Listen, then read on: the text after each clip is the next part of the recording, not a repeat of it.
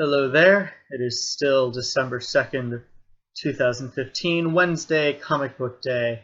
In the previous video, I reviewed the Marvel books that I read this week, and right now we are going to jump into the DC books that I read this week, starting with All-Star Section 8, Number 6, the conclusion to this little limited series here. And it is a pretty dark conclusion.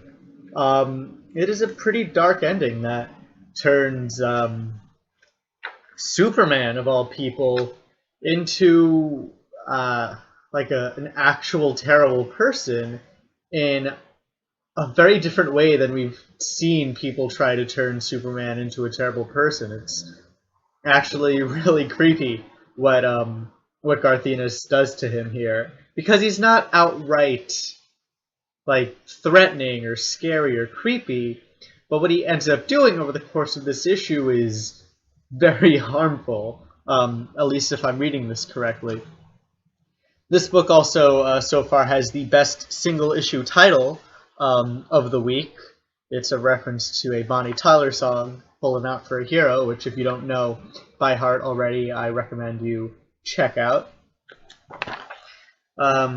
But in this issue, we have Superman take Six-Pack into the Fortress of Solitude, where he tries to, help Six-Pack find himself in a way, to calm down and make sure that he's all right, and kind of take care of the guy.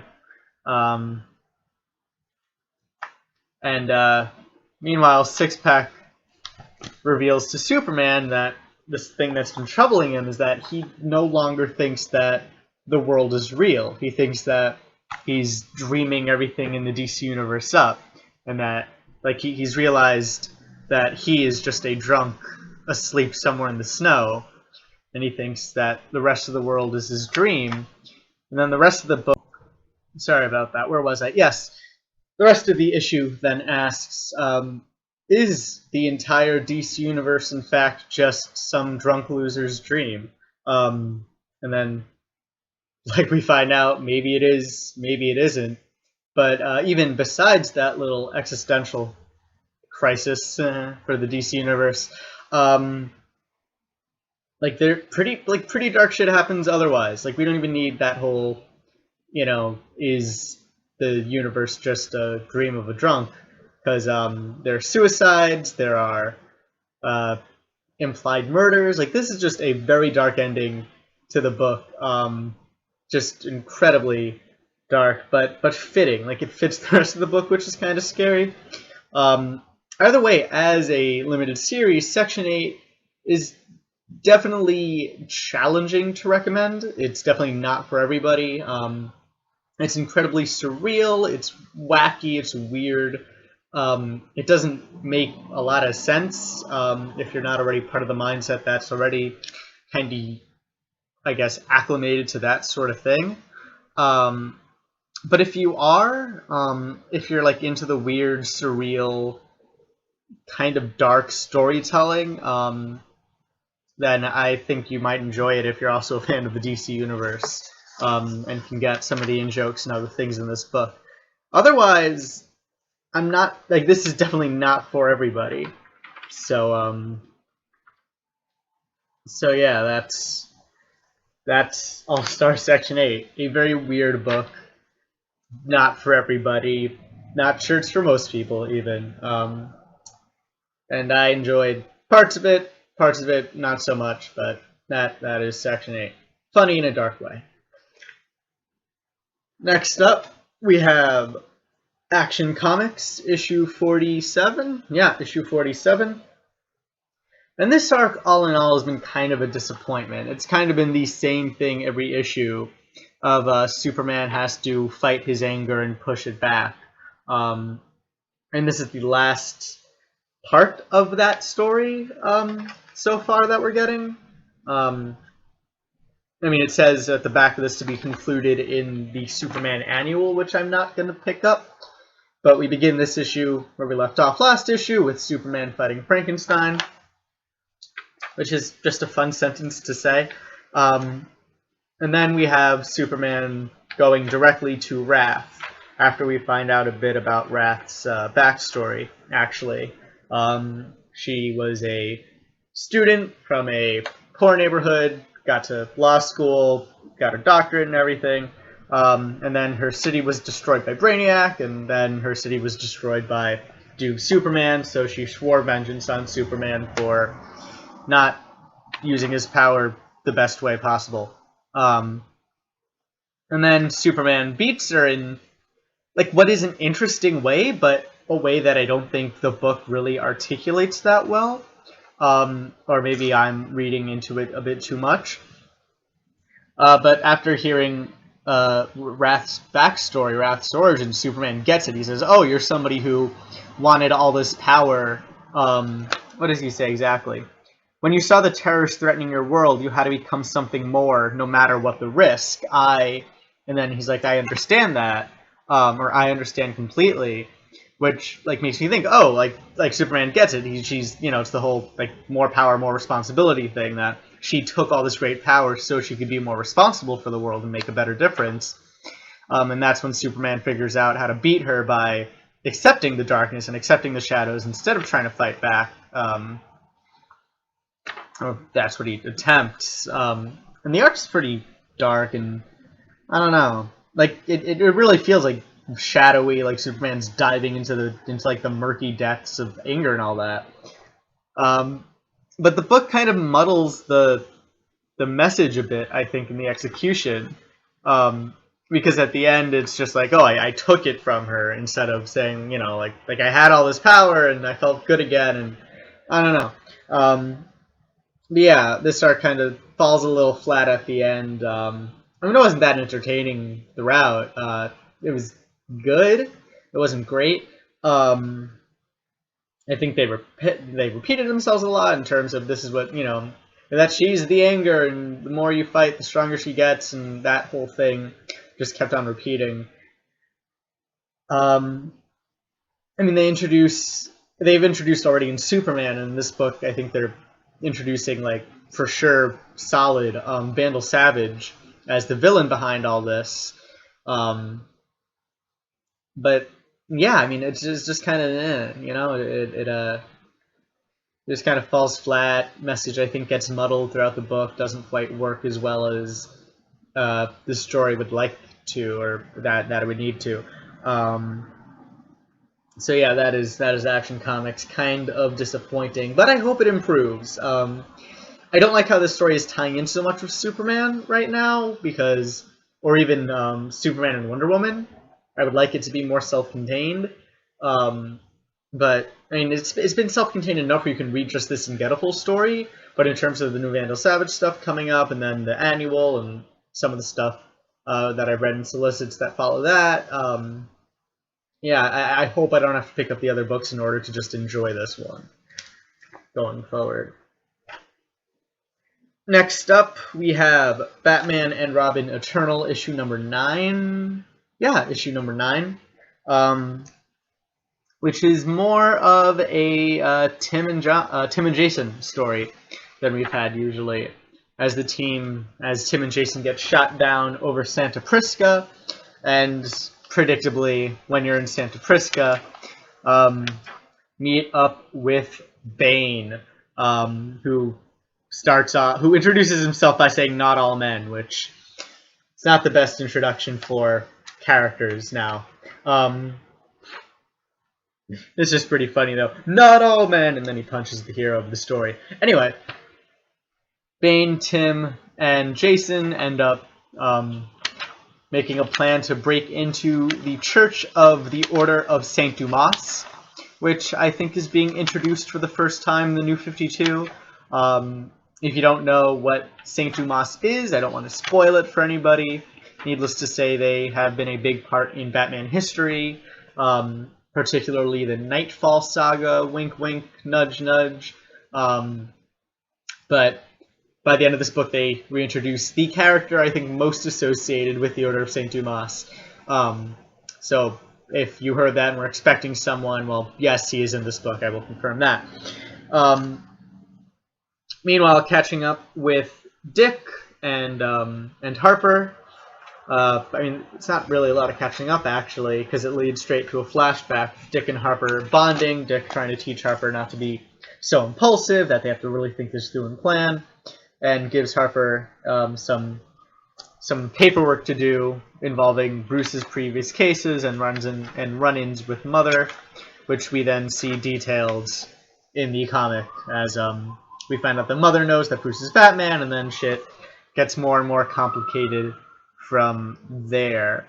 And that is pretty much it for this issue of Batman and Robin Eternal. I mean, I like that they're introducing St. Dumas. I think that's an interesting... It's definitely an interesting introduction to make in the middle of this book. I want to see how it ties into the overall Mother story, although I'm not sure exactly how that's going to go yet. And that's part of the enjoyment of reading stories, right?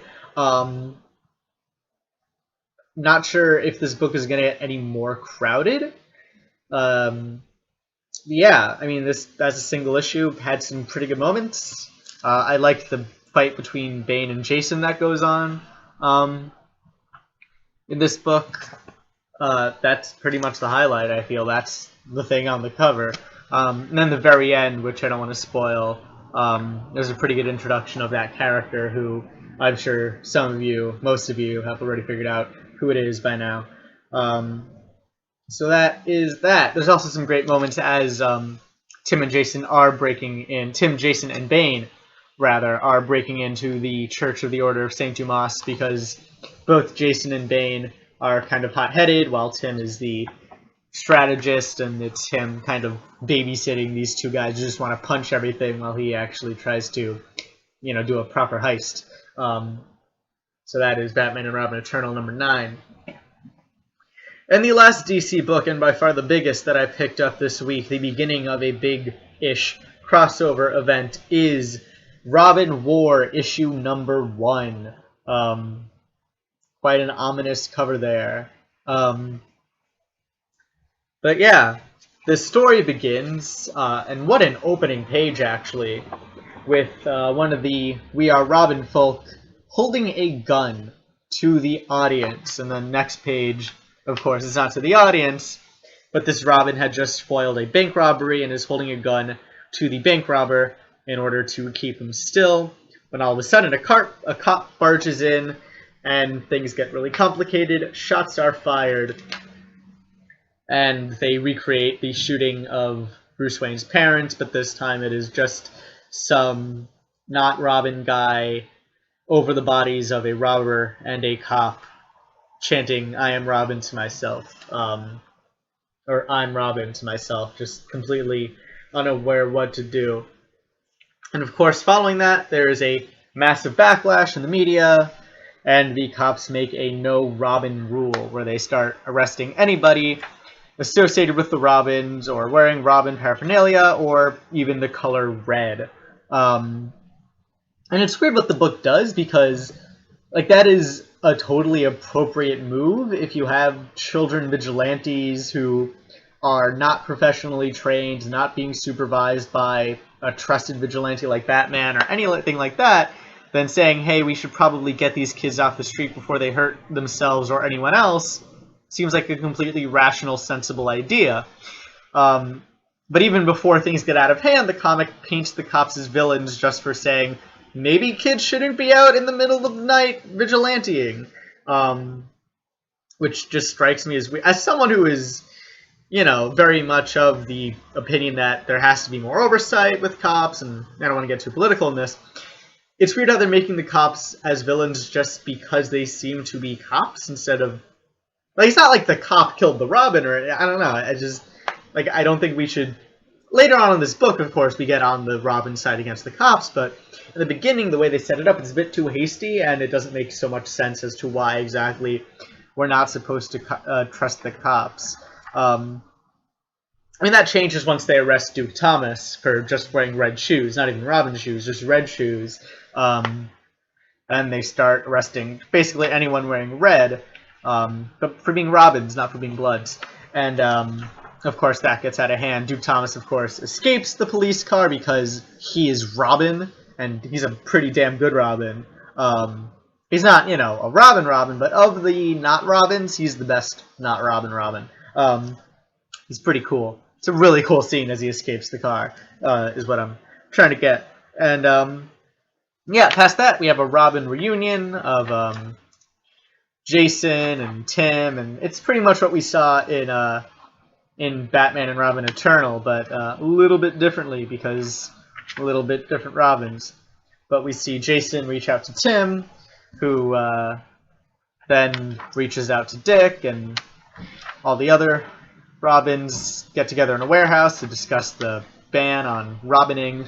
And of course, who would break up the band of children Robins except for the child Robin, Damian Wayne, who then decides he's just going to beat up all the other Robins to prove that he is the Robinest Robin of all. And that's pretty much the Robin War, is the actual Robins, Tim, Dick, Jason, Damian, versus the We Are Robin bunch. So the official vigilantes versus the unofficial vigilantes of sorts. But yeah, it's... And then, of course, from the cover, you can tell the Court of Owls are somewhat involved, or they have plans, of course, because the Court of Owls plans things. Yeah, it's hard to tell exactly where this book is going to go and exactly how it's going to end, which I like. Because, yeah, I mean, it's Robins. It's going to get complicated. I haven't been following We Are Robin that closely, but I mean, I do like the idea, to be completely honest, of now that Batman's gone, Robin disappeared for a while, that, you know, these kids in Gotham are taking, you know, the Batman ideology and the Batman symbology and making it their own. And so they're, you know, they can't be Batman, but they can be Robin. They're young enough and they're willing and all that. And Robin, of course, has always been kind of an audience surrogate for children reading the book and all that. So I think it's kind of neat. It's a good idea. I mean, it's just for a crossover between, you know, getting all the Robins to getting all the Robins together, introducing Duke Thomas to the rest of the Robins, and really putting him forward as, you know, like, this kid's going to be the next Robin, sort of thing. I think it's pretty cool. And I really want to see where it goes. And this issue, I think, is a pretty good introduction to Duke Thomas, if you haven't been reading his stuff already. Good little reinforcement, you know, just who the Robins are. A great reintroduction to Damian, if you haven't been following his book, Son of Batman. Really, and he's a bit too mean, I feel, but I still think it's very much in character for him to be very defensive of the Robin title, given, you know, his history with it. So, yeah, I'm interested to see where this goes, and I think has the potentially a really fun, really good crossover. That is Robin War issue number 1. And that is it for the DC books this week. I hope you enjoyed. If you have any book recommendations or anything like that, free to leave them below, along with any other comments, questions, or anything whatsoever. If you like this video, please rate it. If you want to, please subscribe. If you care about my opinions on the Marvel books that came out this week, that is in part 1 of this week's reviews. And I have 2 more books that I'm going to be reviewing in part 3, which are neither Marvel or DC books. So if you're interested in what those might be, that'll be coming up right after this one. But before you move on to that, if you choose to do so, I want to thank you for watching this video, and I do hope that you will join me for some more comic book reviews.